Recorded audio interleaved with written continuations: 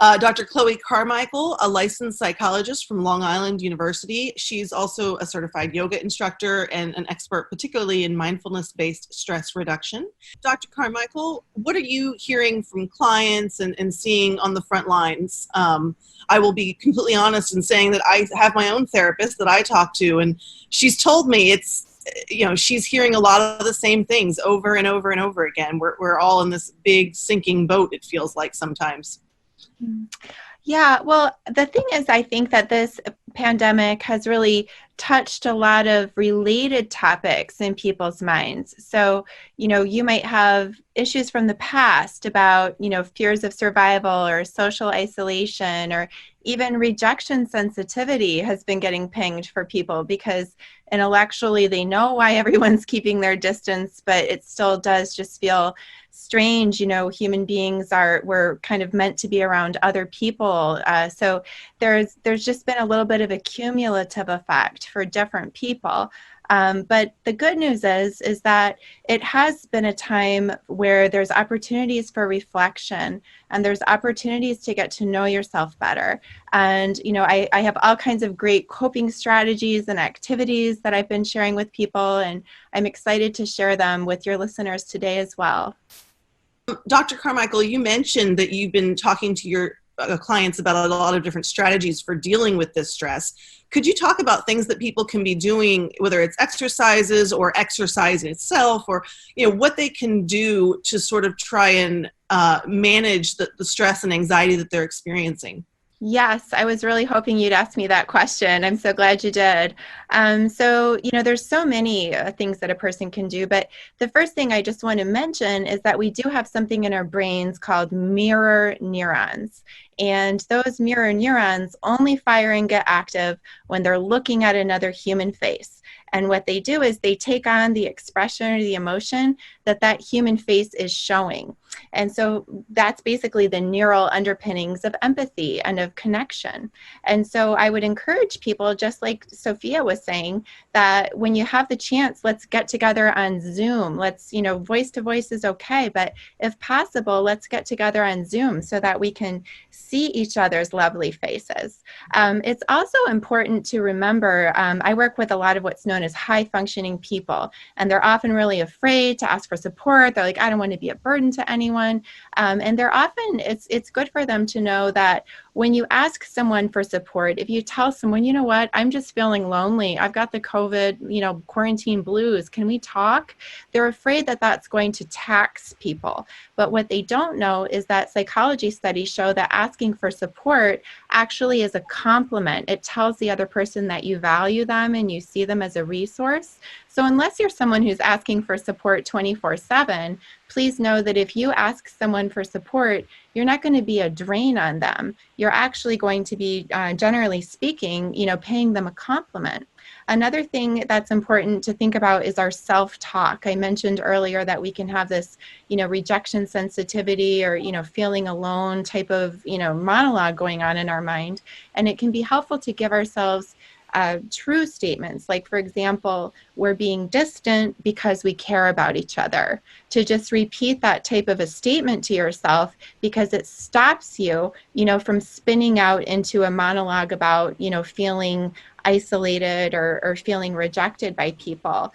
Another thing that can be helpful for people is to always know when their next video date is with somebody. So if you do have a close friend or family member and you want to stay in touch by video, this is actually kind of a trick I learned from some military families that they use this when they're deployed, is it helps to decrease the uncertainty of wondering, when will we talk again? Will it be because I just get so lonely that I finally initiate another video date, or like, when and how will it happen? And so having it just as a regular thing that's on the books can be really helpful for people. One final tip as well is yoga techniques like yin yoga or restorative yoga often involves skin-to-skin contact with yourself, because when we are isolated, we can get something called skin hunger. We just need to be touched. And so on my website, drchloe.com/COVID, I also have some links to places where people can learn about yin yoga and other ways that they can get that feeling of human touch, even if they're just alone. Thank you for that. That's fascinating. I'm going to definitely check that out myself. Face shields can also be really helpful in restoring a sense of control because they provide you a bit more protection than the mask. The mask is designed mostly to protect others from you and offers you a small amount of protection, but a face shield actually offers you a lot of protection. And they're easy to order online or get at a Home Depot, or even make yourself by putting plastic around a visor hat. So that's just to mention to other people if they want to consider that. So, Tara, I wanted to also respond to what you had said earlier about, maybe sometimes just finding like even something as simple as reading a book can be a little bit more challenging than before. And I do just want to normalize that because we have so much running in the background that we're trying to kind of process around this.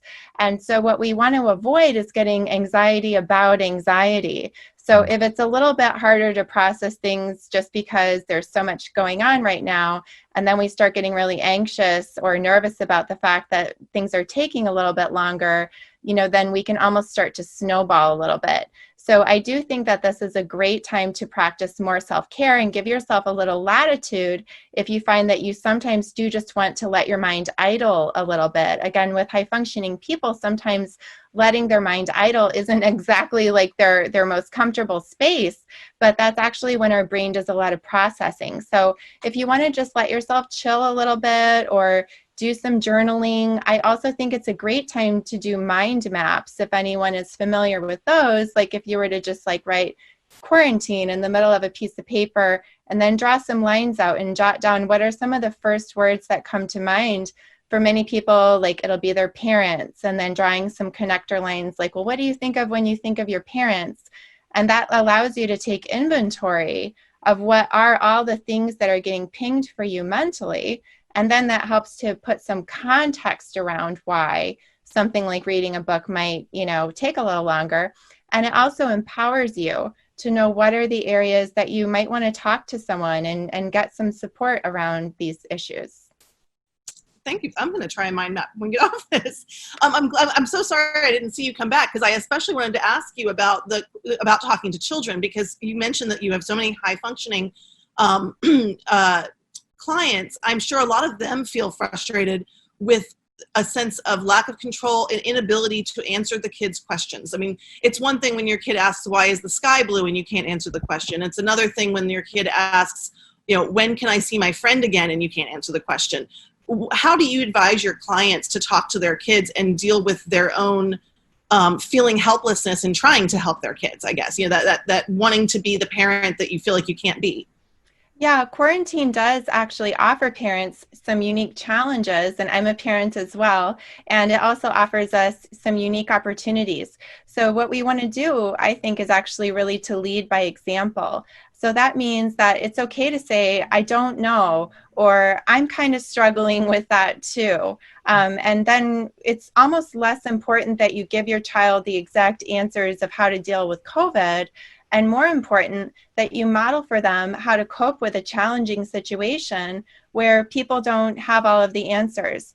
Trying times like this are actually when families can oftentimes become closer. When I was an undergraduate, I helped with some research about homeless families, and it was actually shown that homeless families experienced greater levels of closeness than, oftentimes families with a lot of financial resources. And the research team speculated that that might be because of the higher level of interdependence that these families need to have. So again, it's just an opportunity really to model for your children that it's okay if you don't have all the answers. And another thing that you can do to help children to remind themselves that they're actually not helpless is to look at online volunteering opportunities. So learning how to help other people. Again, on my website, drchloe.com/COVID, I also have a list of online volunteer opportunity links. And that can be a great thing for kids as well as adults to do. And it does give you something new to talk about around the dinner table.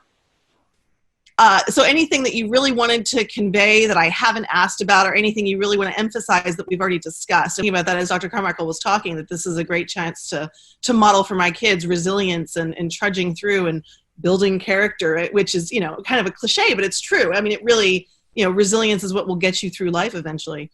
Dr. Carmichael, any final words?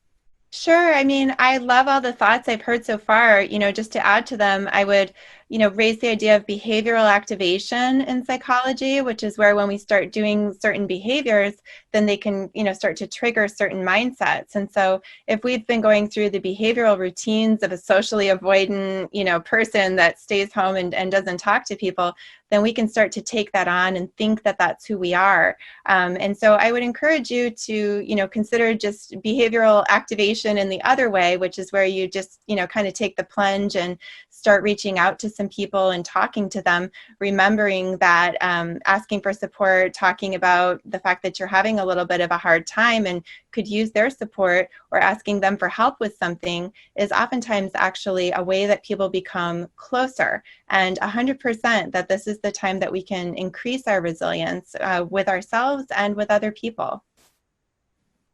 That's a great note to end on. Thank you very much for joining us, everybody, and for all of your great advice.